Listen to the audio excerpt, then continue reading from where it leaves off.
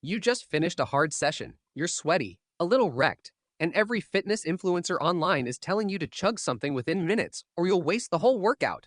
Here's the honest version of that story. Recovery drinks genuinely help, but the panic around timing is mostly noise, and a lot of what gets marketed as essential is really just expensive sugar water with a label that says recovery on it. Let's break down what actually speeds up recovery, which drinks are worth your money, and which aren't, the real carb to protein ratio backed by research, and exactly when you should be drinking something versus just eating a normal meal like a normal person. First, what actually makes a good post workout recovery drink? A good recovery drink does two jobs at once. It replaces the carbohydrates your muscles burn through as glycogen during training, and it supplies protein to start repairing the muscle tissue you just broke down. Most people only think about protein, but carbs are actually the bigger piece of the puzzle for anyone training hard or training often. Without enough carbs to refill glycogen stores, you show up to your next session already running on empty, no matter how much protein you drank the day before. A well-designed recovery drink also helps with rehydration, since you're replacing fluid and electrolytes lost through sweat, not just calories. That's part of why plain protein shakes, while useful, aren't automatically the best recovery option on their own. A shake with 25 grams of protein and almost no carbohydrate is only doing half the job your body actually needs done.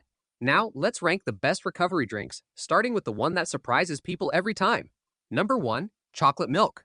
This one is backed by more research than almost anything else on this list. Chocolate milk naturally lands close to the ideal carb to protein ratio, and it already contains electrolytes, calcium, and B vitamins on top of that. It's dramatically cheaper than most commercial recovery products, and it actually tastes good, which matters more than people admit when it comes to actually drinking something consistently after training instead of skipping it because it's unpleasant. Number 2, a homemade protein smoothie. A smoothie lets you dial in the exact ratio you need for your specific training. Blend a banana or a cup of berries with milk or a milk alternative, a scoop of protein powder or Greek yogurt, and you've got a customizable recovery drink. Runners and endurance athletes can lean heavier on the carbs, while lifters chasing muscle can bump the protein slightly higher. The other underrated benefit is fiber and micronutrients, something almost no commercial recovery drink offers. Number 3, tart cherry juice. This one isn't a complete recovery drink on its own since it's light on protein, but it earns its spot for a different reason. Several studies link it to reduced muscle soreness and faster strength recovery after intense training, likely from its natural anti-inflammatory compounds. Marathon runners have used it for years to blunt next-day soreness. Pair a small glass with a protein source, and you get both benefits in one drink. Number 4, an electrolyte and protein blend. If you trained outside in the heat, sweated through a long session, or you're prone to cramping, this combination covers more ground than a plain shake ever will. Mixing a scoop of protein powder into an electrolyte drink handles hydration and muscle repair at the same time, instead of needing to separate drinks stacked on top of each other. Number 5, coconut water with added protein. Coconut water alone is a solid rehydration option thanks to its natural potassium, but on its own, it's basically just carbs and electrolytes with almost no protein. Stir in a scoop of protein powder, and you've turned a decent hydration drink into a legitimate, complete recovery option. Now, the part that actually matters most, the ideal carb to protein ratio. Most of the research lands somewhere between a 2-to-1 and 4-to-1 ratio of carbs to protein. In plain terms, a drink with 40 grams of carbohydrate pairs well with roughly 10 to 20 grams of protein. This is exactly backwards from what a lot of people assume, since most gym culture is obsessed with protein and treats carbs as an afterthought. The reason carbs take the lead comes down to how glycogen replenishment works. Your muscles specifically need carbohydrate to rebuild that fuel store, and protein alone simply can't do that job. So when should you actually drink it? Here's where a lot of outdated advice needs correcting.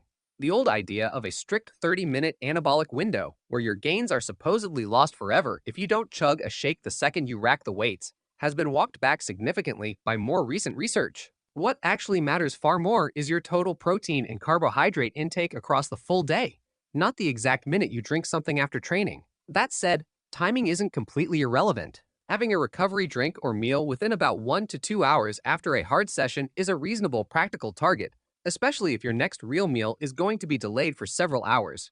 If you're eating a proper meal within that window anyway, a dedicated recovery drink becomes far less necessary. Recovery drinks matter more, not less, the harder and longer your session was. A brutal 90-minute training block genuinely benefits from one. A casual 30-minute walk on the treadmill really doesn't need one at all. Let's talk about how much training actually justifies a recovery drink. Sessions under 45 minutes at a moderate effort rarely deplete glycogen enough to require a dedicated recovery drink. A normal meal within a couple of hours handles it just fine. Sessions between 45 and 90 minutes, especially heavy lifting or a long run, start to genuinely benefit from one. Anything beyond 90 minutes of hard effort or to training sessions in the same day is where a recovery drink stops being optional and starts being a smart, evidence-backed choice. So which wins, recovery drinks or whole food? Honestly, whole food wins when it's actually available.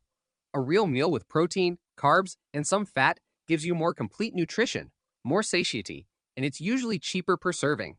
The advantage a drink has is pure convenience and speed of digestion, since liquids are absorbed faster than solid food. Think of a recovery drink as a bridge, not a replacement.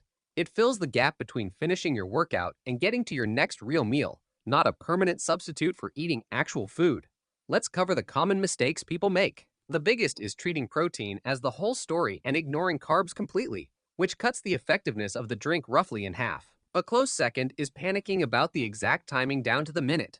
A third is drinking a full recovery shake after every single workout, including short, easy sessions that never came close to depleting glycogen. And a fourth is picking a recovery drink loaded with added sugar and almost no real nutrition, when a simple glass of chocolate milk does the same job for less money and less junk. Here's a simple do-yourself recovery drink recipe. Blend 1 cup of milk or a milk alternative, 1 ripe banana, a scoop of protein powder or a third of a cup of Greek yogurt, and a small pinch of salt if you sweat heavily. That combination lands right in the ideal carb to protein range, covers hydration, and takes about 90 seconds to make. No fancy powders, no 15-ingredient shopping list, just a few things most kitchens already have. So here's the bottom line. Post-workout recovery drinks genuinely help, especially after long or intense training sessions. But the panic around perfect timing is mostly overblown. Focus on getting a solid carb-to-protein ratio somewhere in your first couple of hours after training. Lean on simple, affordable options like chocolate milk or a homemade smoothie, and save the dedicated recovery drink for the sessions that actually call for it. Everything else can just be a normal meal, eaten whenever you'd normally eat it.